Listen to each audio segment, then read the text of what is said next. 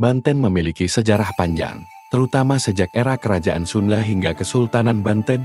Kesultanan Banten adalah sebuah kerajaan Islam yang berdiri di Banten pada abad ke-16. Setelah jatuhnya Kerajaan Sunda, pada masa Banten menjadi pusat perdagangan yang penting. Terutama karena letaknya yang strategis di Selat Sunda, pengaruh Islam mulai memasuki budaya lokal. Namun pada saat yang sama, unsur-unsur tradisi Hindu-Buddha yang lebih lama masih tetap ada dalam budaya masyarakat Banten. Terakota Banten lama banyak ditemukan dalam bentuk arca, pot, guci, dan peralatan lain yang memiliki nilai sejarah, budaya, dan arkeologis. Beberapa karakteristik atau jenis temuan terakota dari Banten lama seperti ada beberapa arca terakota yang ditemukan di Banten menunjukkan pengaruh budaya Hindu-Buddha pada masa lampau. Arca ini seringkali menggambarkan dewa-dewi, makhluk mitologi, atau tokoh agama yang menunjukkan kemajuan seni dan kepercayaan saat itu. Selain arca, guci atau pot terbuat dari terakota juga banyak ditemukan. Benda-benda ini umumnya digunakan dalam kehidupan sehari-hari atau dalam upacara tertentu, baik itu untuk menampung air, minyak, atau sebagai wadah untuk ritual keagamaan. Terakota Banten lama seringkali dihiasi dengan motif khas yang menunjukkan pengaruh budaya lokal, seperti motif geometris, alam, atau simbol-simbol keagamaan yang khas pada masa itu. Selama masa Kesultanan Banten, banyak makam sultan dan tokoh penting yang ditemukan dengan hiasan-hiasan terakota di sekitar situs-situs tersebut. Beberapa makam menggunakan hiasan terakota yang melambangkan status sosial atau keagamaan. Kerajinan terakota pada masa ini mungkin juga digunakan dalam kegiatan sehari-hari dan ritual keagamaan, meskipun terpengaruh oleh Islam. Misalnya, guci atau pot untuk menyimpan benda-benda berharga atau untuk kebutuhan rumah tangga. Pengaruh Islam pada masa Kesultanan Banten menyebabkan perubahan dalam bentuk dan fungsi terakota, meskipun motif-motif tradisional seperti flora, geometris, atau simbol keagamaan masih sering ditemukan. Arca-arca yang menggambarkan dewa-dewi Hindu-Buddha berkurang, sementara seni yang lebih abstrak atau yang mengacu pada kaligrafi Islam menjadi lebih dominan. Setelah runtuhnya Kesultanan Banten pada abad ke-19, wilayah ini berada di bawah kekuasaan kolonial Belanda. Pada periode ini, kerajinan terakota mulai mengalami perubahan dan penurunan produksi. Karena kebijakan kolonial yang lebih fokus pada eksploitasi sumber daya alam daripada pengembangan budaya lokal. Namun, beberapa tradisi kerajinan tangan, termasuk pembuatan terakota, tetap ada dalam masyarakat lokal, meskipun dengan pengaruh yang lebih terbatas. Sebagian besar produk terakota yang ditemukan pada masa ini lebih bersifat utilitarian, seperti guci, pot, dan alat rumah tangga lainnya. Pada masa modern, kerajinan terakota Banten yang asli mungkin sudah semakin langka, namun beberapa pengrajin lokal di Banten dan sekitarnya masih melestarikan teknik pembuatan terakota yang diwariskan dari nenek moyang mereka kini. Terakota Banten lama lebih banyak digunakan untuk keperluan seni dan dekorasi daripada untuk fungsi ritual atau agama. Beberapa situs arkeologi dan tempat wisata budaya di Banten sekarang berfokus pada pelestarian artefak terakota dan sejarah Kesultanan Banten. Salah satu contohnya adalah Banten Lama, yang merupakan situs sejarah yang terletak di kota Serang, Banten. Situs ini memiliki banyak bangunan bersejarah dan artefak yang menunjukkan kehidupan pada masa Kesultanan Banten, termasuk kemungkinan temuan-temuan terakota.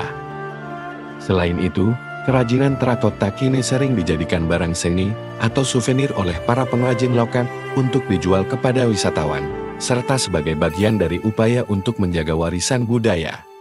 Banten juga memiliki komunitas seni yang terus meramaikan dan memperkenalkan kerajinan terakota tradisional dalam konteks yang lebih modern. Seiring dengan penelitian dan ekskavasi arkeologi yang dilakukan oleh para ilmuwan dan arkeolog di wilayah Banten, semakin banyak artefak terakota ditemukan, yang memberikan wawasan baru tentang kehidupan masyarakat pada masa Kesultanan Banten. Penemuan ini penting untuk memahami pengaruh budaya, perdagangan, dan agama di daerah tersebut. Terakota Banten lama, dari zaman Kesultanan Banten hingga kini, mencerminkan perkembangan budaya dan kerajinan yang dipengaruhi oleh berbagai pengaruh, dari Hindu-Buddha hingga Islam, meski banyak berubah seiring waktu. Terakota tetap menjadi bagian penting dari warisan budaya Banten yang terus dilestarikan dalam berbagai bentuk, baik sebagai artefak sejarah maupun produk seni kontemporer.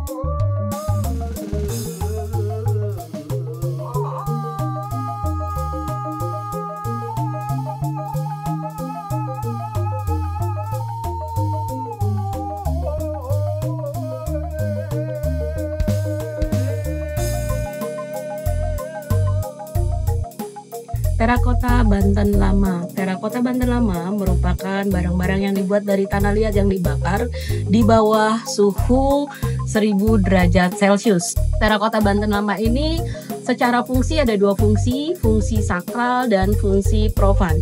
Fungsi sakral untuk ritual, seperti contohnya kendi susu yang ditemukan di Keraton Kaibon, di mana kendi susu ini difungsikan sebagai ritual maternity atau terkait dengan perempuan, seperti upacara kelahiran bayi, ritual untuk nuju bulanan, ritual untuk mandi ibu, istri pengantin wanita, seperti itu.